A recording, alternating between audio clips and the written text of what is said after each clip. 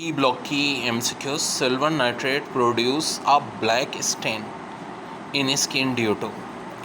एक option A है it's reaction to melting silver being a strong reducing agent, it's corrosion action, formation of complex compound. तो correct answer है is reduction to metallic silver. फिर एक बड़ा अच्छा key point है the silver nitrate spot test can be donate check the test for film quality.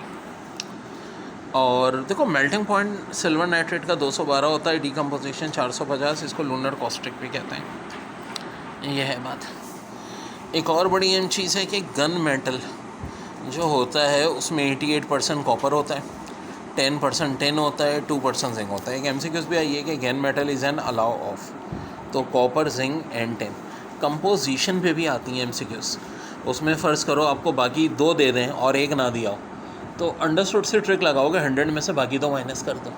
जैसे कि exam में हुआ था, टिन की दी हुई थी 10, जिंक की 2 और पूछा था कॉपर की कितनी है, तो ऑफ कोर्स 88 होगी। बहुत रिपीटेड सवाल, the number of unpaired electron in gases species of V+3, Cr+3 and Mn+3 respectively.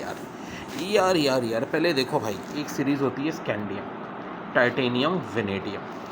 आम हालात में वेनेडियम की इलेक्ट्रॉनिक कॉन्फ़िगरेशन होती है 4s2 3d3। ये तब कह रहा हूँ जब ये खाली वेनेडियम होता है। जब क्रोमियम हो तो 4s1 3d5 हाफ फिल को प्रेफर करता है, और मैंगनीज की होती है 4s2 3d5। अब थोड़ा दिमाग सोचो, अगर Cr+3 हो तब तो बड़ा आसान है भाई कि D के जो 5 अनपेयर्ड है ना, देखो अभी 6 अनपेयर्ड हैं, इसमें D के 3 अनपेयर्ड कम हो जाएंगे, 5 में से 2 अनपेयर्ड रह जाएंगे, ये स्ट्रक्चर हो जाएगा 4s1 3d2। तो कितने अनपेयर्ड रहेंगे, 1 S का और 2 D के 3। तो क्रोमियम +3 का तो बड़ा आसान है भाई, 3 अनपेयर्ड इलेक्ट्रॉन। लेकिन कहानी में ट्विस्ट आता है जब हम बात 4s2 3d5 की करते हैं। अभी देखो इसके 5 अनपेयर्ड थे, तो बज़ाहिर लगता है कि भाई हमने 3 कम कर दिए तो ये 4s2 3d2 रह जाएगा, लेकिन रियलिटी में ऐसा नहीं होता। हाफ फिल को प्रेफर करता है, तो S का 1 यहाँ D में जम कर लेता है, 4s1 3d3। यानी कितने अनपेयर्ड इलेक्ट्रॉन होते हैं, 4 अनपेयर्ड, Mn+3 में, Cr+3 में 3। और V+3 के भी देख लेते हैं। अब 4s2 D3 में बज़ाहिर समझ में आता है कि D के तीनों चले जाएंगे, 4s2 हो जाएगा, लेकिन ऐसा नहीं होता। S का 1 D में जम करता है, 4s1 3d1, इसके भी 2 होते हैं। तो Mn+3 के हो जाएंगे भाई आपके 4, क्रोमियम +3 के 3, वेनेडियम +3 के। यहाँ तरतीब में रिस्पेक्टिवली कहाँ लगेगा, पहले वेनेडियम की बात करनी है, तो ऑफकोर्स वेनेडियम के 2 अभी देखें, क्रोमियम के 3 और मैंगनीज के 4। Mercury and zinc do not show variable valency like D block element because. Option A, their D shells are complete, their D shells are incomplete, they are soft। तो correct बात है, their D shells are complete। देखो mercury हो, zinc हो, cadmium हो, इन सब में चूँकि D 4s2 3d10 electronic configuration होती है, इस वजह से इनकी क्या होती है, वेरिएबल वैलेंसी शो नहीं होती। फिर कह रहे हैं which of following are D block elements but they not recorded at transition element. तो यही बात जिंक, कैडमियम एंड मरकरी क्यों है। Transition element refer those D elements who have their penultimate shells incomplete. In the case of zinc, cadmium and mercury, since their penultimate shells is completed occupied, they are referred to as D block element and do not recorded as transition element। तो बहुत important बात है, ये ध्यान में रखिएगा। Allow us क्या होती हैं, हम कहते हैं कम्बिनेशन ऑफ मैटर और element in the form of an compound as a solution.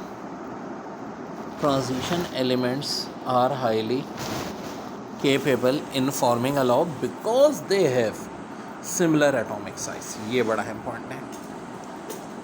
NR substitute each of their position in crystal let है। देखो जैसे कि ब्रास है 80% कॉपर है, 20% जिंक है, ब्रॉन्ज में 90% कॉपर है, 10% टिन होता है, अलावा हम खुद बनाते हैं डस्ट या रस्ट से प्रिवेंट करने के लिए। बेल मेटल में 80% कॉपर है, 20% टिन है, और जी मेटल यानी गन मेटल में 88% कॉपर, 10% टिन, 2% है।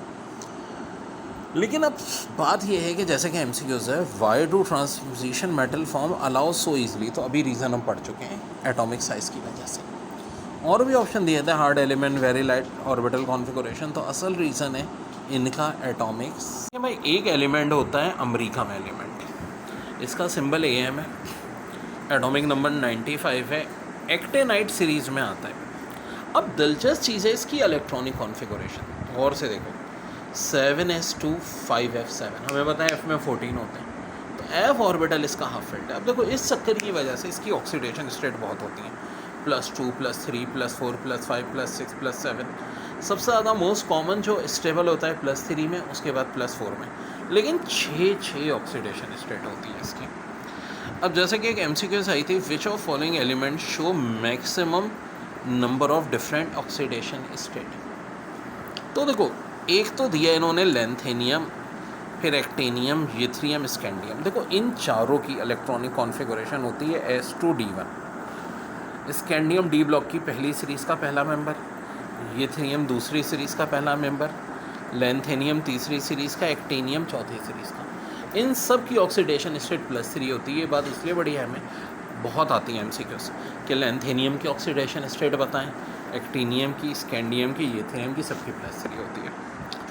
लेकिन हाँ अमेरिकन की तो बहुत सारी होती हैं भाई। सवाल यही पूछा है कि सबसे डिफरेंट ऑक्सीडेशन स्टेट किसकी होती है, इसकी +2 से लेके +7 तक 6 डिफरेंट होती हैं।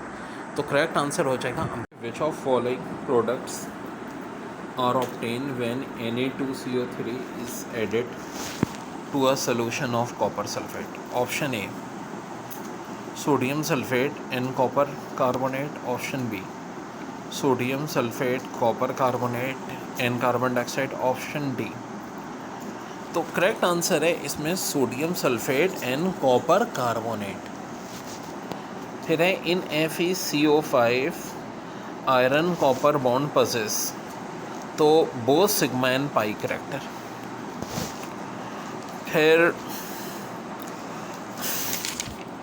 अगली MCQ है, which of following has highest atomic number. यार ये बड़ा है, देखो स्कैंडियम का 21, टाइटेनियम का 22, वेनेडियम का 23, और स्कैंडियम सीरीज़ के ये पहले, दूसरे, तीसरे मेंबर हैं। स्कैंडियम के नीचे यूथेरियम होता है, 18 ऐड करो 39, फिर लेंथेनाइट होता है 57, और एक्टेनियम का नंबर होता है 89, तो ऑफकोर्स एक्टेनियम होगा।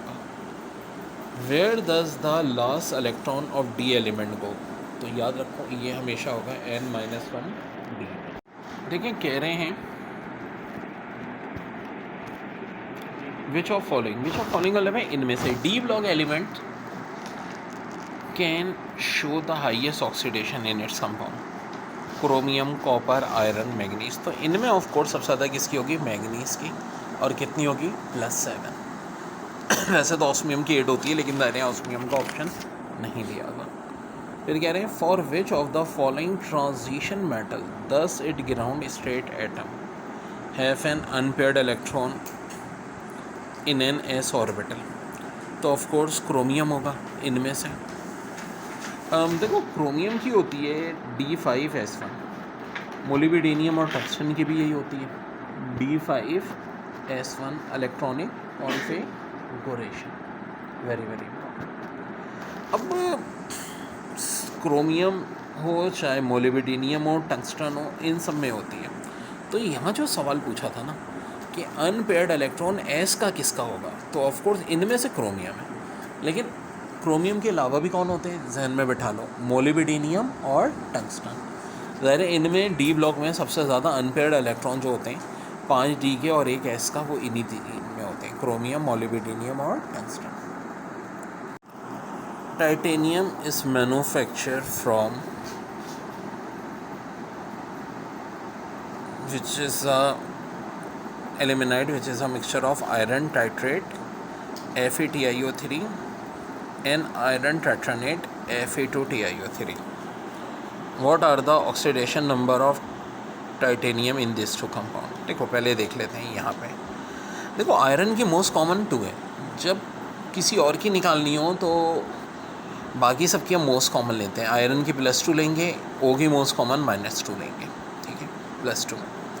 टी को चाहिए x मान लें, ओ को -2 4 से मल्टीप्लाई करते हैं, +2 और -8 इस तरह से इसकी निकलेगी, ठीक है। यहाँ पे भाई ये O3 है, इसको ज़रा क्रैक कर लीजिए, ये O3 है, ठीक है।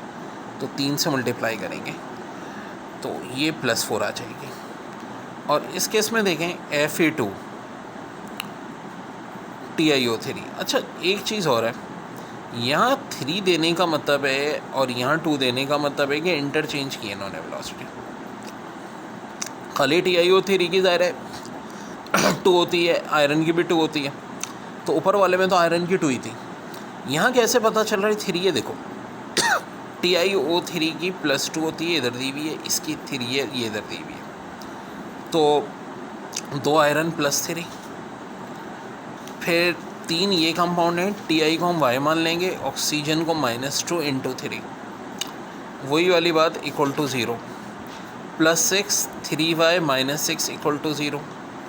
यहाँ से हम Y की निकाल लेंगे जो कि आ जाएगी हमारे पास +4, क्योंकि देखो ये -6 जब 3 से मल्टीप्लाई होगी -12 +6 3Y बराबर आएगा 12 के, Y आ जाएगा